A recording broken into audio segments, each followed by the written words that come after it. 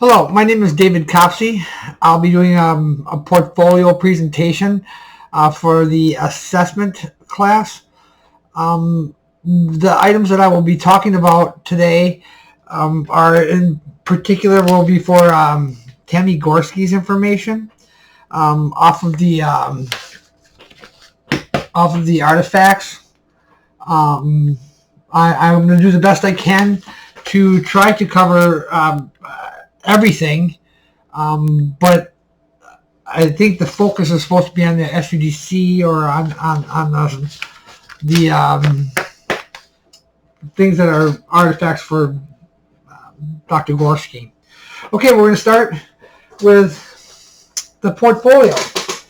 This is my portfolio. My name's on the spine, and it's on the front cover. Okay, so we're going to open it up, and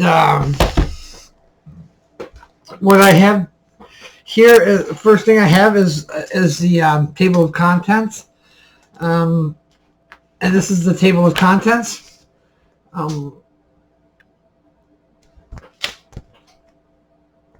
Okay, so the first thing that you're going to see in my portfolio is a professional mission statement. In my mission statement, I discuss how I view what I'm getting into. My mission is to, of all times, to be honest, truthful, non-judgmental, empathetic, the standard things that most people in the human, in the helping field would say. And it's paramount that I follow those guidelines, try to be non-biased, things of this nature. So moving on, we have my resume. This is the my current resume, and it has the updated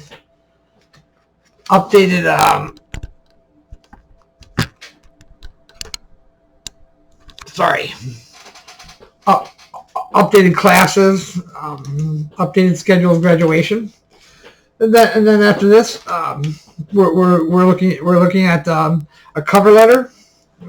I did my cover letter. I was looking for an SUDC, a Human Services Associate. Associate's position, and then we come to references. This is still in section 1. This is my academic reference. My academic reference is from Bobby Fisher, Professor Fisher. Then my personal reference right here is from Andy Bartell. And then I have my professional reference right here. This is from J.P. Luther Company. I've been doing on and off work with J.P. Luther Company over the last couple of years. This is from the president of the company. Just discusses my quality of work and who I am as an individual. Moving on to section 2. Educational accomplishments. The first thing I have is my unofficial transcript from NTC, and that's on both sides. And then I have the unofficial transcript from Fox Valley Tech, right here, and it's on both sides. And then I have official transcript from the university. No, it should be, this is Fox Valley Tech too. Yes. And then I have my official transcript from University of Maryland. This is an official transcript for, I think, 104 hours. And then moving on, I have my official transcript from Microsoft. many pages. And then I have my official Microsoft certification transcripts right here. And then we're going to go to section 3, personal objectives. First thing I have in there is the National Association of Social Workers Code of Ethics. Very important. I have read these many times. I go through them. A lot of information. Key points that I have are consent, transference, countertransference, making sure that we are objective and that we are open-minded and non-biased, that we treat all of our people that we're helping in a similar fashion with empathy and concern. What you should and shouldn't do as far as with your clients, relationships, friendship relationships, where you should talk to them and where you shouldn't talk to them, things of this nature. And then after that, we have the ethical standards for human services professionals, which I have read. I couldn't get a really good copy of it. I did get a copy off the website, but I couldn't find a downloadable PDF file for this. And then I have my self-care plan. My self-care plan is very important to me. I look it over and I revise it periodically for my well-being. It's really important that I try to follow my self-care plan. I haven't been doing such a good job of it lately. I don't know. It's just this semester I feel a little off, so I might need to get back on my self-care plan. And then I added in here my VIA character strengths profile. And the reason I added this in is because it shows my strengths as an individual as they see it after all of the questions and answers that I filled out. And they fit me quite well. I hold true to these: judgment, bravery, perspective, honesty, kindness, creativity, love of learning, leadership, and love, and more.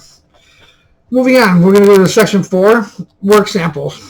And after I get through showing the portfolio, I'm going to jump back to and discuss the documents that, well, as the school puts them, the artifacts for the specific learning that's required for the degree. The first thing I have in here is informational interview, and it's an informational interview with Tony Schneider from Pillars, the homeless shelter. When I interviewed him, it was a wonderful way to get to know Tony and what he did, and him and as a helper, and he was the volunteer manager at Pillars. He's no longer there anymore. He took a different job. Now we have Boundaries and Ethics book report. My book report was on Lying on the Couch book report. Wow, where to begin with this? That book, Lying on the Couch, is an amazing book. Anybody that's thinking about getting into this career field, as far as being a helper, therapist, social worker, should read this book. Just the things that this individual goes through is tremendous and factual. Then I have my behavioral behavioral assessment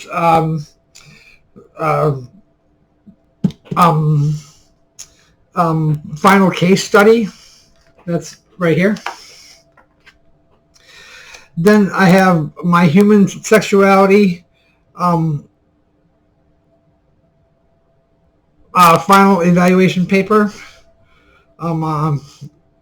right here. Then I have methods of social casework, and this is methods of social casework. This is my final case file. It's many parts, but I put it into 2 pamphlets: Part A and Part B. It's very thick.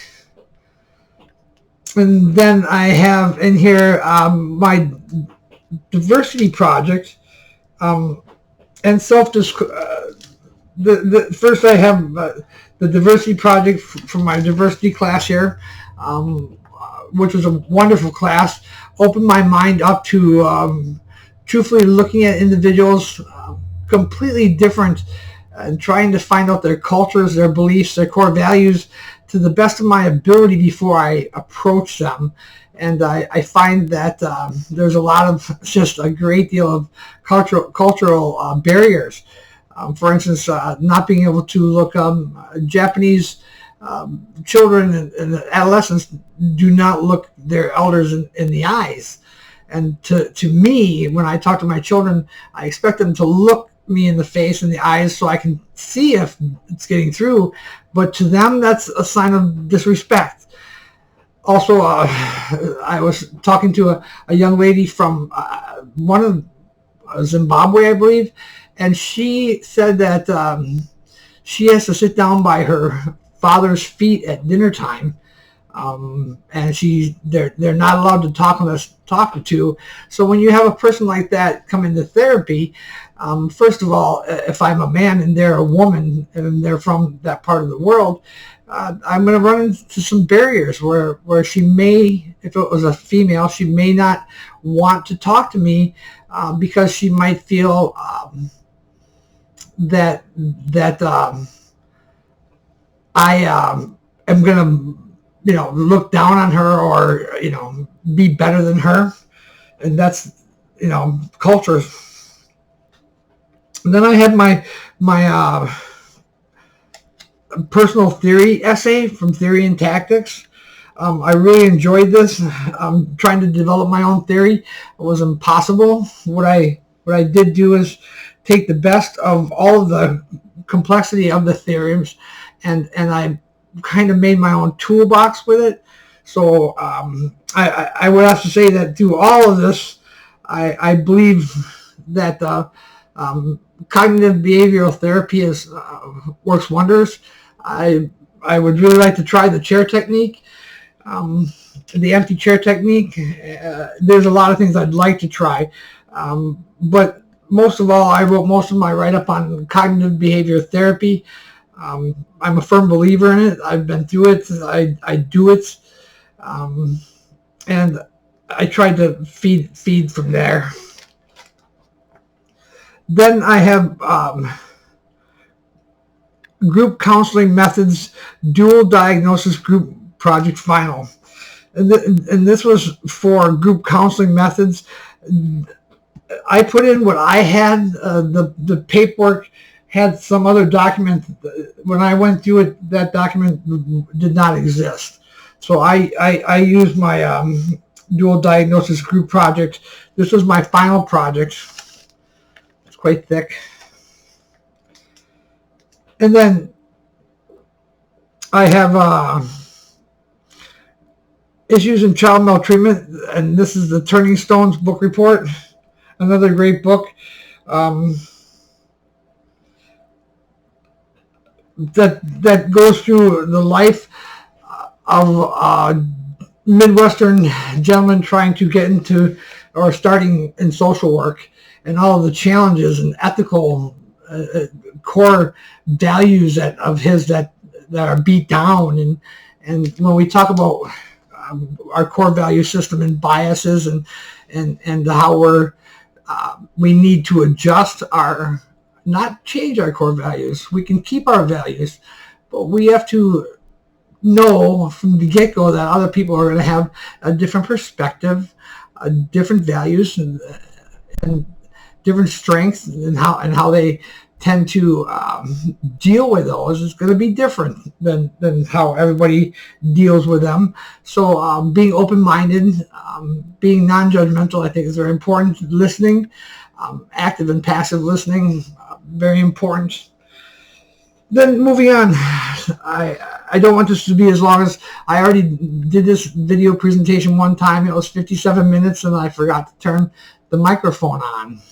So I'm doing it again. And then I have, I put in here my professional readiness MBTI results. And the reason I put the MBTI results in here, I felt that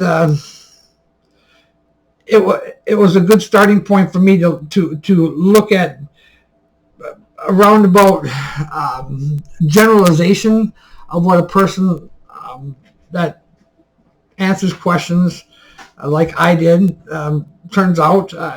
Talks about extroversion and introversion. Then we go on to internship one. Internship one, I have my logs broken up into 3 different groups. I have logs 1 and 2, and then I have, and the next one, I have logs 3 and 4, and then the next one, I have logbook 5. I only had 5 logs. I will say that when I come back to this, I will say that I learned a lot in my internship. I had my core values really beat down, and I had to look at, I was introduced to being biased and having my biases come to the surface, and I didn't directly let it affect how I was currently dealing with people. It did affect how I thought about going back into my internship.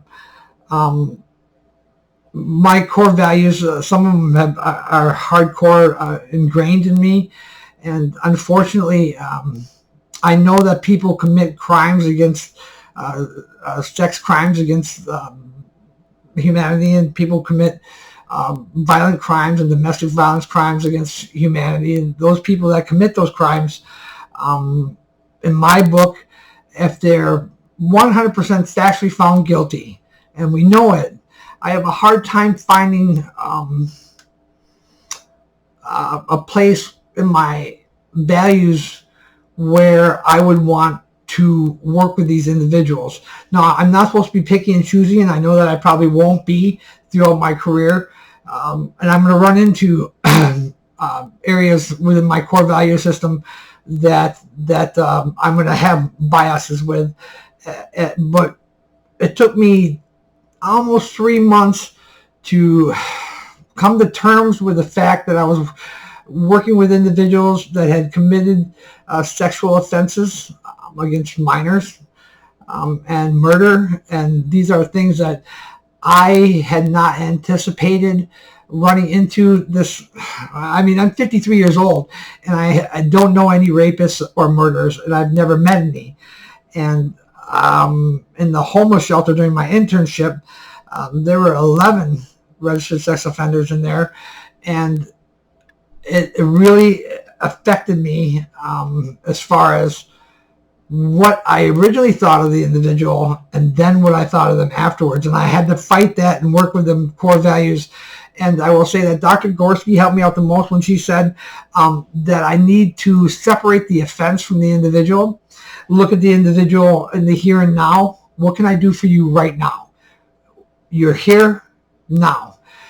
Not, what can I do for you right now? What have you done to get here? And after I started taking that approach, I was able to, after talking to many people, and that therapists, psychiatrists, I came to the determination that everybody that works in human services has biases. Everybody that lives has biases. It's how we deal with them when we come face to face with one of them. Do we look at an alternate perspective?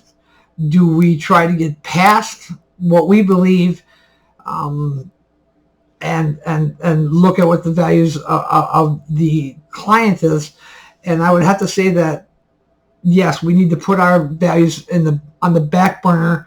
We have to always try to be compassionate, empathetic, using our toolkit to get to the heart of what's wrong in the here and now. And if we need to go to the past, well, we'll dig that up when we get there. And I'm a firm believer that to get ahead with a problem, many times you have to go into the past and dig really deep to find out where the problem came from. Is it a mental disorder? Is it a built-in disease? Is it both? Is there a comorbidity? Is there an addiction that was stemmed by trauma, PTSD? All those need to be taken into account. So the next thing we have here is Intro to Gerontology, the Life Interview Project, Part 1 and Part 2. And the reason I say it's Part 1 and Part 2 is because there's 2 parts to it. It's 45 pages long. I will have to say that this was one of the most enlightening, one of the funnest assignments I've done when I talked to Peggy Gare, a close personal friend in her 70s, about her life. I thought I really knew her, and I had known her, for at least 25 years at that time. And I came to the conclusion that I didn't know very much about Peggy at all. And unfortunately, I get really rhetorical, and I wrote a lot of rhetoric in it. I asked her every question that was on the life interview, and I will say that nobody goes through life unscathed. Everybody gets dealt problems, and I always thought that Peggy was this grew up this Catholic young girl with no problems, and that's what I had learned that her life was like. Good parents, all this kind of stuff. But then when I got into the interview, it was a wicked web of deception and problems. So I really enjoyed it. I was able to look at her entire life, things that she liked, who she looked up to, and I could relate with her. The next thing I have going on here is understanding addiction. I put in my Life Ring Secular Recovery program, and the reason that's in here is because what was on the artifacts I did not accomplish. I took this class through Fox Valley Tech, and I know that Fox Valley Tech and North Central Technical College have a shared program, but the artifact from this list on understanding addiction, I did not have to complete. We did something else. This says final research paper. We didn't do a final research paper. We did a final project, which was this PowerPoint presentation talking about. I did a lot of research into Life Ring Secular Recovery 12-step program. Moving on, I have understanding assessment, diagnosis, treatment. I have my SUDC, my NTC SUDC assessment, where we did the original assessment, where we took it into we just met the individual and went through the process of trying to determine what their life is, what's going on in their life, starting point. Then I have the treatment continuum of care that I wrote in reference to this individual. Then there's the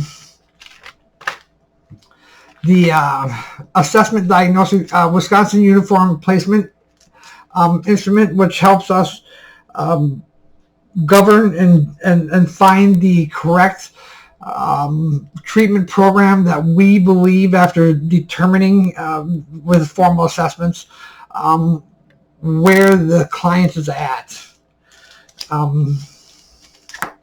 As far as drug addiction or addictions, any addictions, disorders, mental disorders, the inability to control their life, and why. Then I have the discharge summary. The discharge summary goes through to complete the aspect of the entire case from beginning to end, synopsized with the DSM-5 disorders, the mapping of the disorders, and how the symptoms aligned up to the case file with the individual, and then it was all drafted up, and then the steps of what recovery program we had the individual in. I had Jackson, Maine in both inpatient detox, inpatient, and outpatient, and other groups, because he was highly addicted. Then we have the DAP notes. So this would be notes on one sit-down visit. And then I have the movie treatment plan review. I'm discussing the problems and the goals that we had set for him. And then I have the DSM-5 movie diagnosis, which is a complete breakdown of all of the information that had been gathered interactively with Jackson, was put to work and categorized, factualized, and then looked at in the DSM-5 manual. I searched many different diagnoses and disorders, but I found him to be a dual disorder. Now we're moving on. In this section I put in, because I'm 53 years old, I have 28 years experience in my previous career. I've been a hiring authority, a chief executive officer for 9 years, director, vice president, president. And one of the things that I always appreciated was looking at the areas where a person shows true strength with the accomplishments that they can show and put forth because of an act such as hard work, their education, academics, sports, music. It can be whatever they're good at. So I put in my accomplishments, things that I'm proud of, that keep me going. First is my honorable discharge, right here. And then we have certificates of achievement, certificate of achievement. These are for classes in the military. Certificate of appreciation, certificate of achievement. I have my certificates of scholarships from being on the dean's list and president's list. This pad on the back was from a 4-star general about what I did during the wartime, Desert Storm, Desert Shield. Then I have another certificate of achievement, the Air Force Achievement Medal, the Air Force Commendation Medal, my non-commissioned officer status, my proof of being in Desert Storm, Desert Shield, wartime, and then my suggestion award for saving the United States government millions of dollars, and then my airman leadership school, my NCO leadership school, and senior NCO leadership school. Secondary leadership school. Distinguished graduate. I was the distinguished graduate in all 3 classes. I guess I'm just very formal. The military, I did very well in the military. I loved it. The organization was amazing. And another certificate of achievement. Now, this is the book. Now, I'm going to start hitting the highlights of what I learned from the documents from that were posted in here, the artifacts. My informational interview, with that, I was able to look at a person in the helping field and get to know the ups, the goods and the bads, the pros and the cons of getting into the field with what they do, and I really enjoyed it. The book report for Boundaries of Ethics was all about ethical values. What is right? What is wrong? Having relationships with your if you're a therapist, the ethics of everything that we do as a helper is governed by the ethics, and the two ethics, especially the social work ethics and the NADC, I believe, their ethics, and how we disclose information, how we do self-disclosure, how we allow transference, how we counter-transfer, that we're never supposed to hurt the clients. We're always supposed to be empathetic and compassionate with the clients, and how we're not supposed to manipulate, because people are in a low spot generally when we're helping them. That's usually what we do. We're helping people who need help. They're down in their luck or what have you, and they're in a bad place. And the ethics gear us to how we deal with those individuals and every individual. Then my behavioral assessment, the final case study, my final case study was really large. From beginning to end, how we looked at the social economical, and the psychological part of an individual, through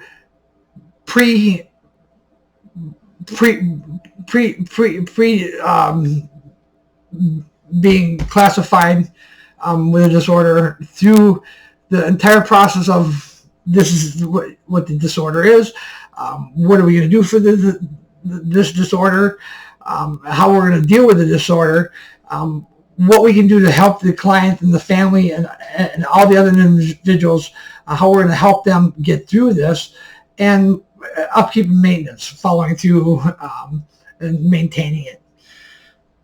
And so with that, I would have to say you are always constantly applying ethical values. And I mean, just knowing that we have to have a consent form just to discuss everything that we will and won't do. And for instance, letting people know in the beginning, before we help them, if they do say or are going to hurt somebody, or going to hurt a child, we have to turn them in. And so not everything is as secret as one is led to believe. If you're going to self-harm yourself or threaten to do harm to somebody else, we have to turn them in. It's the ethical thing to do. It's the moral thing to do. With the I also have the methods of social casework in here, and that's the upholding of values and standards, of course. And then I have the introduction to counseling. That what I have in introduction to counseling was my self-disclosure paper that I wrote, and I do understand why we are governed by these platforms and these ethics, and because we have to know what's prudent for us to say to the client from our own past and what we know and what's not. And we're here to get to know them. We're here to help them. They're not here to help us. They're not here to get to know us personally. Yes, as they're there for us to help. There's going to be a personal relationship that's built through empathy and compassion and listening and active listening and acknowledging and conversing and confronting. But when we get there, we need to get to know the client and get the client to know the client, not the client to get to know us and spend their time transferring problems to us or vice versa. Then we have advanced counseling theory and tactics. My personal theory was put in there, but that I did not have with Dan Noblick. Group counseling methods. I really enjoyed the group counseling, building an approach, getting to get individuals to interact amongst themselves so that they can open up and learn to trust others in an environment where there's similarities. And once one person can start feeding off of the similarity of what person A said, regardless of whether they're male or female or what pronoun they use or what their addiction is or what have you, their disorder, it's all situational, and how they deal with their situations when, such and such sparks, their behavior changes and they want to be obsessive or compulsive or they want to use drugs, what have you. And I believe that it's nice for one-on-one therapy. It's nice for one-on-one counseling.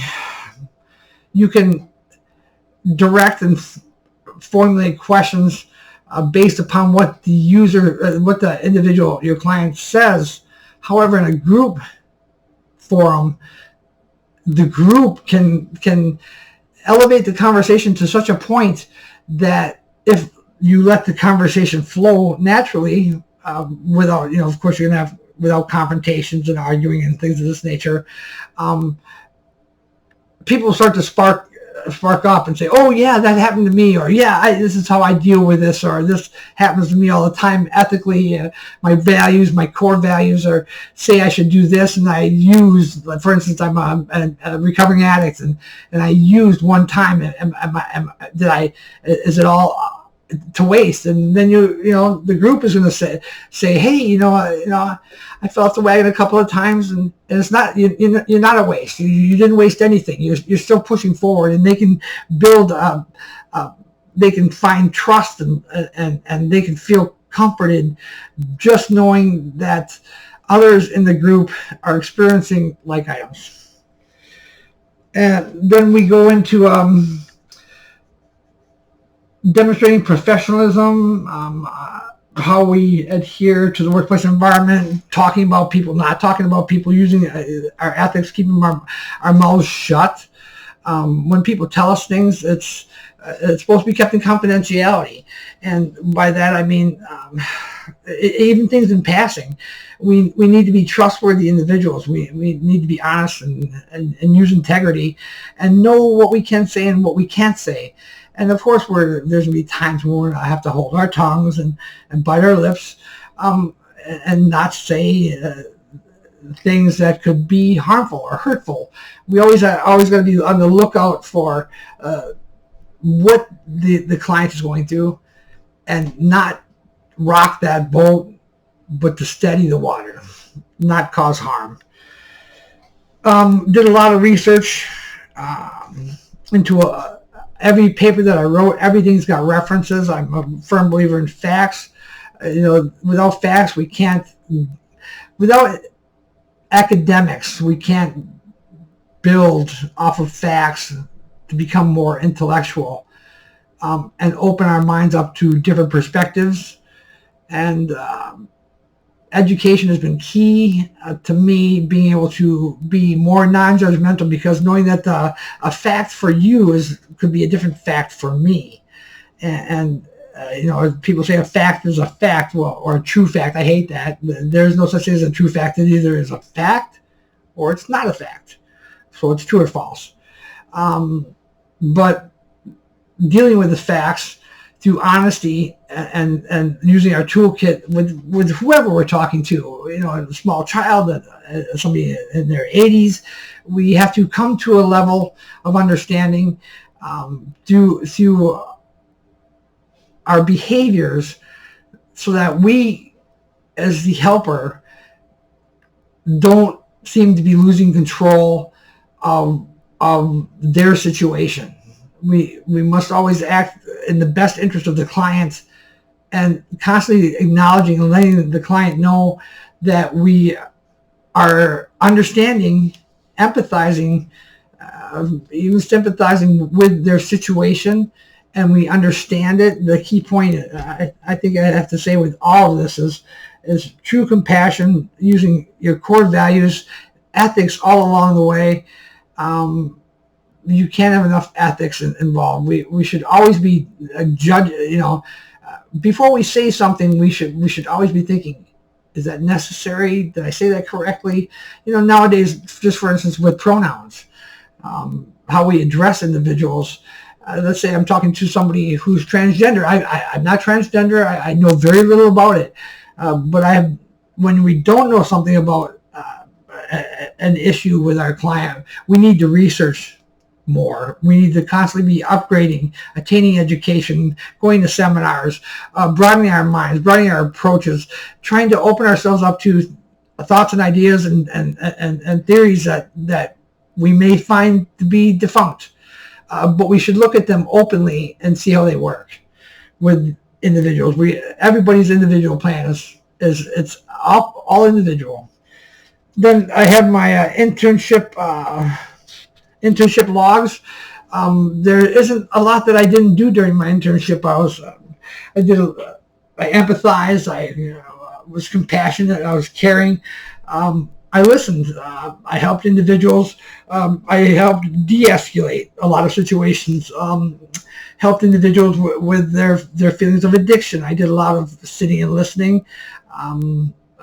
I did a great deal of hearing things that I was not ready to hear. After I started talking to the clients, I realized that everyone in the homeless shelter, and I mean everyone, was addicted to something or had a mental disorder of some type.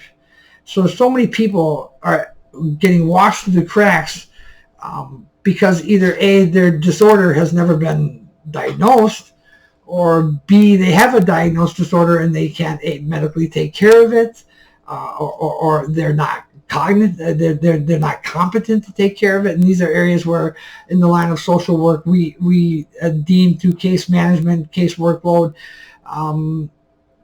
what the individual can take through the goals that we set. And if they can't deal with simple Maslow's needs of feeding themselves, not making enough money to feed themselves, but feeding themselves, knowing when to eat, things of this nature, you find somebody to be incompetent. And once they're incompetent, I think cases become harder to deal with, from what I've seen.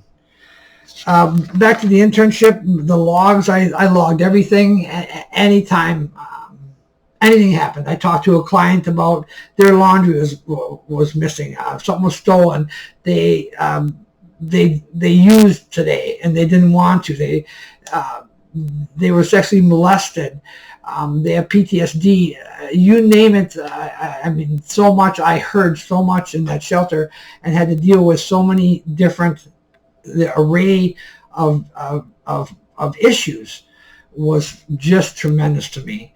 And it was, all in all, I would have to say that it was a great learning lesson, and I wouldn't take it back regardless of my core values being hit hard and me having to dealing with my biases, something that everybody needs to deal with, and sooner or later we're going to run into it. Everybody in human services that I have talked to, Dr. Gorski, my psychiatrist, Dr. Reddy, Melissa Gabriel, my therapist. Everybody has biases, but we have to realize that we need to be aware of them, and we need to put them in check and not judge. Because once we judge, we have broken our ethical vow to them, because now we're going to try to determine through manipulation, deception, whatever questions we deem fit on the client to make this client not work out for us. And that's not how it's supposed to work. And that's what I'm learning. We just can't pass people by because they committed a crime against so-and-so, or they committed a crime against, a group of people. If they're there in front of us in the here and now, our job is to help them. And how we do that and how we classify them, we are ever asking questions, diagnosing, leading, not giving leading questions, but open questions, trying to use very little closed questions, never putting words into our client's mouth. When we go and we reiterate what they said or paraphrase, we need to take into consideration when we're paraphrasing, did we get their behaviorisms with their emotions to their intellect, their cognitive theory? Did we mix it all together properly? Because they might be doing something with their body language that's way off compared to what they're saying to us. So I think a lot of therapists, we need to walk on eggshells before we make, counselors, therapists, helpers, before we make any statements, any kind, to who we're helping. We need to know, what their cultural beliefs are, if we can. Making the demographics of what we see, are there disabilities or disorders or any known causes in advance. That there's so much to know. I will say that those are all the artifacts. I have the all of the artifacts that were required, except for the classes that I did not take. I did not submit those artifacts. One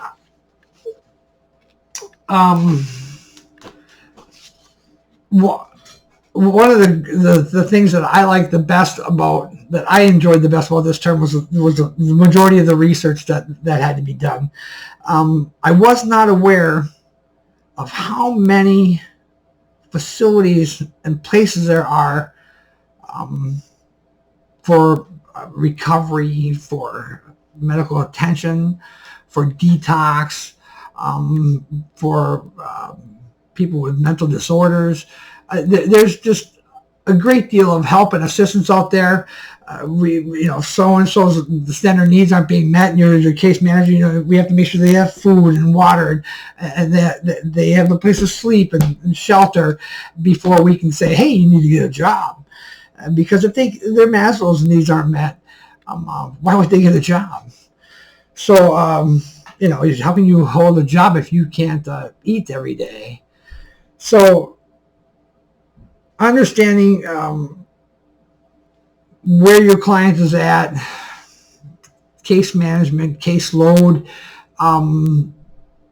looking at symptoms and diagnosing, and using our complete toolkit of what we've learned, and our theories of cognitive and non-cognitive behavioral attitudinal issues. We need to be able to pick those out.